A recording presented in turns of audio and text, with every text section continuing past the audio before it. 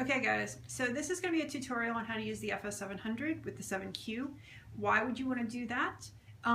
Because using the 700 with the 7Q enables a couple of new additional options. One, it allows you to record in higher resolutions. Two, it allows you to use better types of compression, ProRes or RAW recording, as opposed to the highly compressed iteration of MPEG-4 that's happening inside of the FS700. So how do we actually get these two together so that they can record happily? It's not too complicated, but we have to know a few things first and foremost.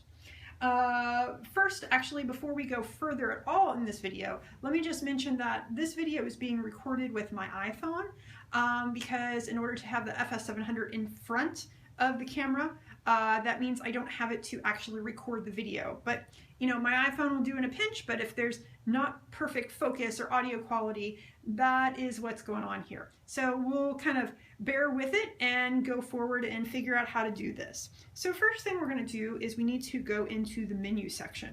So in the menu section, we need to come up to our record in and out and go to record set. Now, you can see here that my menu is already kind of set for raw recording and at 2160p. Now you think, well, we haven't talked about the 7Q or the 7Q Plus at all, so we don't need it. We can just do that internally. Now we can set these things right now on the camera, but we can see in a moment here, I'm going to get out of the menu. I'm going to hit record. That's enough, that's all we need. I'm going to go into my visual index, and then at the bottom there we can see that that one clip we just recorded, please excuse the time and date, they're not correct on that clip, but we only have one clip on our card, and that's the one we just recorded, and that is 1920 by 1080. It is not the raw nor 4K resolution that maybe we thought we were getting into by those settings that were on the menu that we just saw. So why does it tell us that we can do raw, but then not actually allow us to do raw?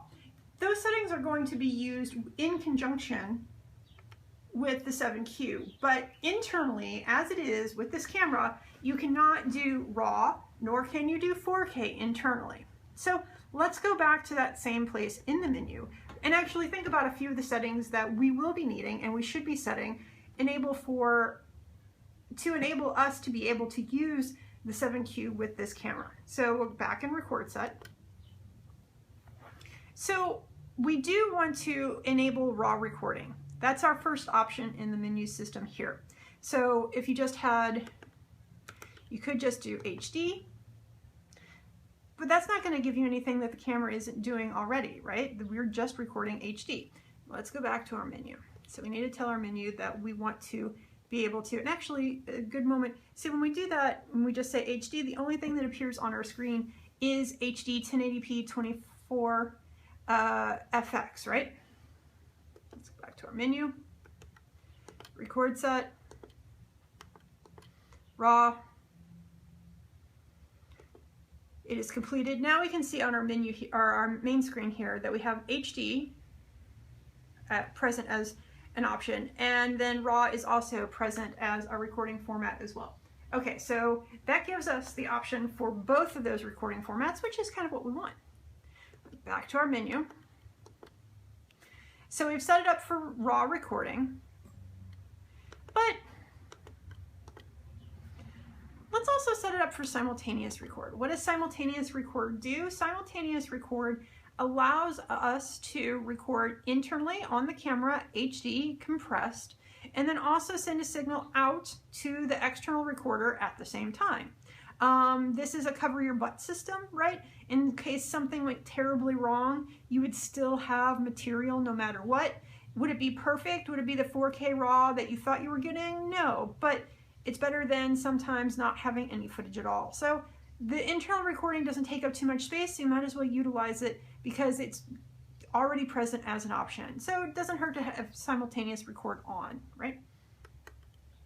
What raw recording format do we want? Now remember that on this camera it's not UHD, it is full 4096 by 2160 at 4K, or at 2K, it's 2048 by 1080.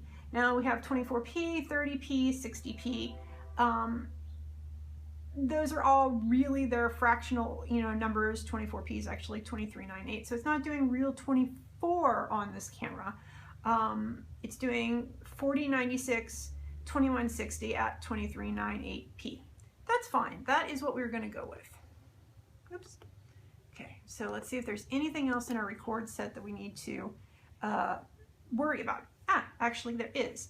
So down here on our record control, we want to have the camera control both the recording on the camera and on the external recorder too.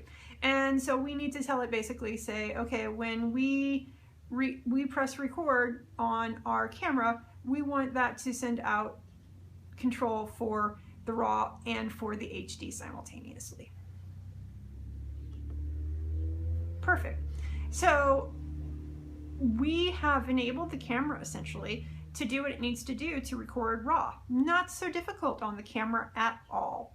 So let's go ahead now and take a look at the 7Q. And in this instance, we'll be using the 7Q Plus, but the 7Q Plus is just slightly different than the 7Q. It has a few more options here or there, but for the most part is overall the same.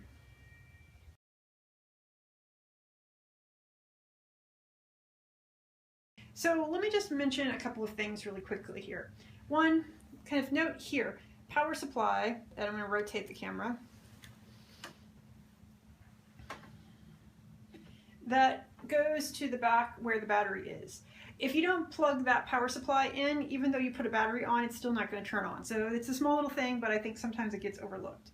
Two, how do you attach the 7Q to the FS700? Well, they give us this little arm here, right? That is part of the kit. It is not perfect.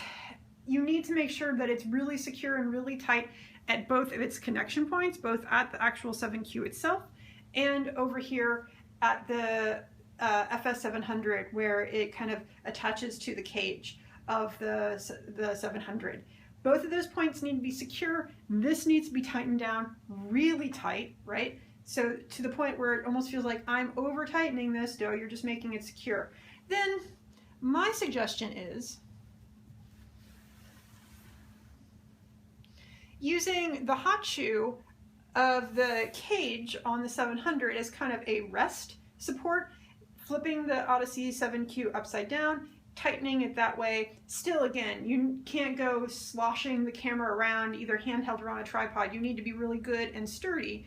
But this will probably be as good and sturdy of a configuration as you are probably going to get. If you find something better and more interesting in terms of a configuration, let us know, because we're all eager to hear about that. So the next thing that you're going to need to do is take off one of the little SDI covers and then put it back into the case so that you do not lose it. And then I might suggest actually taking the long SDI cable, because it's not a short distance from the 7Q to the actual back of the camera. We put our cable there. On the back of the camera, we need to attach via SDI. Our SDI is right here. We go ahead and attach here. Okay, good. Now you can kind of figure out and tuck it however you want to for demonstration purposes today. This will be fine. So, okay, so we have our 7Q attached to our 700. We have power attached from the back. Let's go ahead and turn on gently the 7Q. So, what's this, you say? That seems odd. 7Q needs a little time to warm up, so let it do its thing. Do. Still warming.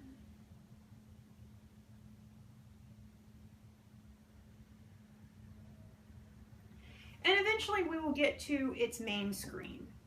And at this point I'm going to pause so we can kind of get a better close-up of the main screen.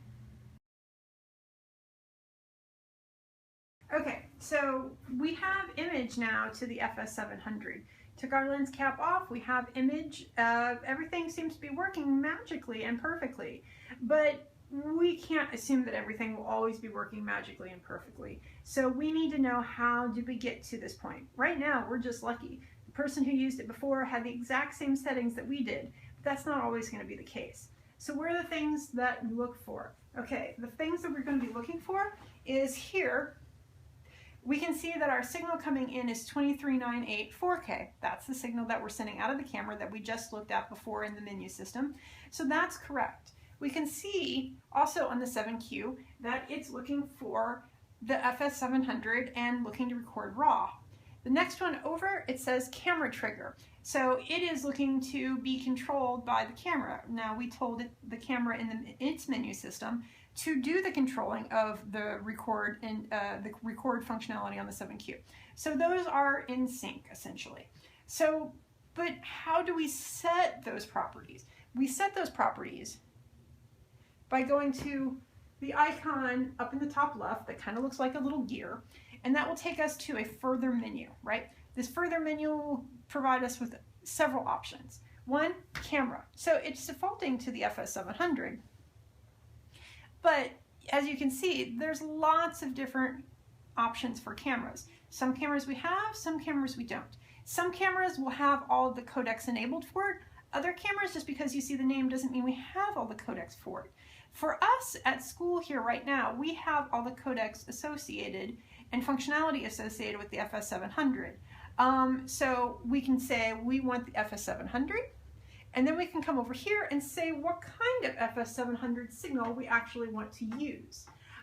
If we are wanting to record RAW, then we need to use the bottom option, FS RAW as RAW, which records as a cinema DNG file, right? Image sequence of DNG files. We can see some of the other ones do some conversion. We can have 4K RAW that gets recorded to 2K ProRes or UHD ProRes or 4K ProRes. Or we can take in 2K RAW and do other things as well, HD and 2K ProRes. But we don't want to deal with ProRes files today. We want to learn how to record RAW, right? So we want to have FS RAW recorded as RAW.dng. Fabulous. Okay, we can come here.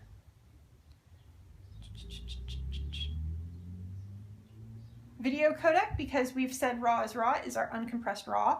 Record trigger. We want to use the camera as the record activator as opposed to the record button. If you pressed record button here, then we'd actually have a big button at the top of the at the 7Q, and you could actually hit it on the screen when you want to record. But we want to do simultaneous record, so we want the 700 and the 7Q to record at the exact same time. So we will have the camera do the record functionality. Project rate. Most of the time, you want the project rate to follow the input. Whatever you're sending out of the camera, you want it to actually record that onto the recording device. If for whatever reason, somehow you are wrong about the signal that is coming out of the camera, and you select a frame rate or project rate in this situation, that doesn't match it, it can cause all kinds of havoc with your signal later on and will look very strange in post. So it is probably a smart and safe bet to say project rate should just follow the input, which is the signal that is coming out of the 700. Video cadence, progressive PSF, that's correct. We're sending a progressive signal out. Audio channels, we have 2 audio channels. And audio source is going to be our SDI HDMI. Some things we can't change, right? I can press this, I can press these, I can't do anything about that. It's saying, given the parameters that we have set up, this is what's going to happen. We can come in and change our time code source if we want to, but for right now, we're not so worried about that. So before we do anything else, it would be very wise of us to delete the material off of the SSDs. Why do we want to do that? Because the 7Q and the 7Q Plus have a strange thing where you can't, you know, after you've taken a shot or two, just delete the material off of the 7Q individually. It kind of has to be deleted in post or reformatted of the entire card. You can't just pick and choose which shots you're going to have on your card.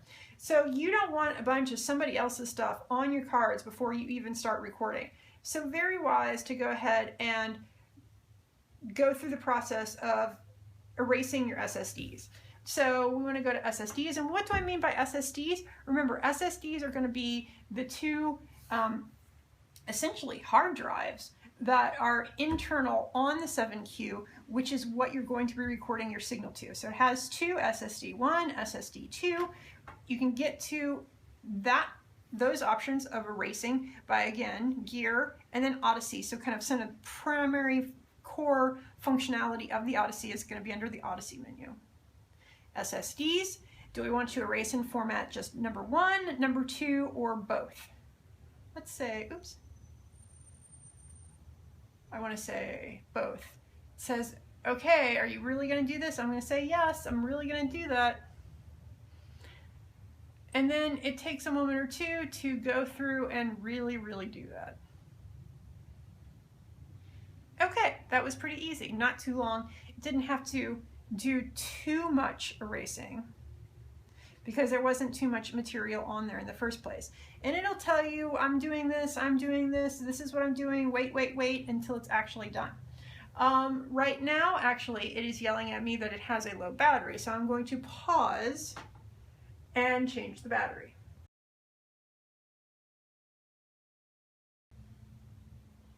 Okay, so what else is there on the 7Q that you should know about?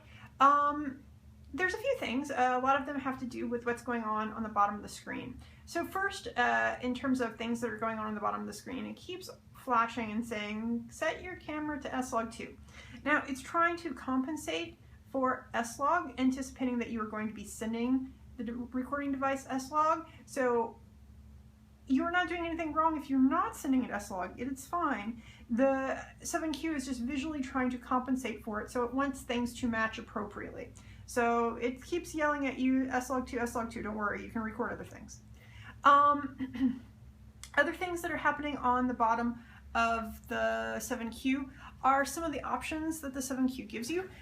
Most of the options you have to kind of find the option, press the option, hold the option. Then a submenu will come up. So I just pressed guide, right? And it gives me the option. I could turn on 185 guides, 133 guides, 239, or none. And then again, to turn it off, just press again. There's an option, a long option for LUTs on the 7Q Plus. I'm not going to get into those right now. You do have additional tools for zooming, false color, a spot meter, which I don't find particularly useful, but you know, who's to say who's right and who's wrong. A waveform monitor in the corner, which actually is very useful, especially when trying to expose S-Log. And we'll get into that in a future tutorial. Vector scope, and an option to hide all of that, so you just have the clean screen without all of the additional wording. Again, depending on what your needs are, press, hold takes you into a submenu where you can exert more control over that option and use those options for things like focus and exposure and all of the things that are going to be the additional tools to overall create a correct image for the work that you're creating.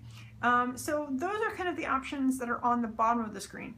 Also too, actually, before we go any further, I do want to record just a couple of seconds, and this will make sense in the next thing that I want to show you. So let's go ahead and record. We can see as soon as I hit the record button on the camera, everything lights up. I'm recording. That's perfectly enough for what we need to do for right now. As soon as I hit the stop, or I hit the record button again to stop recording on the camera, it also turns off the 7Q as well. So, but what I want to do is I want to look at that shot that I just took, right? So over here we have an option that says record or play. Right now we're in record mode. but I can go very easily into play mode. So I can see what I've just recorded. And I can come over here and hit playlist, and it will show me which clips I have. I can go in and play if I would like to. On the 7Q Plus, it shows you which SSD it's on right now.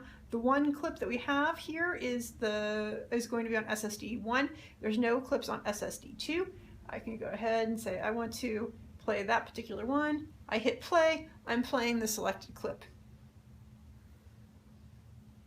Stop, I can look at it again, but you can see the thing that's really irritating is there's no delete this clip. Remember, not deleting, unfortunately, on this device. To me, it is a failure of the device, but it is what it is. So you can come over here to record play, hit play, look at a playlist, see what's on 1, what's on 2. That way, again, check if you want to pull out one of the SSDs and offload it, that you're not going to be potentially needing something, deleting something, etc. You can check everything before you pull the drive. Playback, just to look at framing, all that stuff's going to be available via this menu over here. Brings us back into play mode. Everything's fine. We're back to being able to record once again. In terms of basic functionality, that's about it. There's lots of additional things this device can do, but this is going to be the main way that we record. Now, this is all just at the camera, right? Where we change things on the 700, we change things on the 7Q, we've recorded. We haven't taken anything into post yet. We haven't looked at any of that material yet. We haven't even used S-Log yet. But this will get you going in terms of recording 4K RAW with the FS700.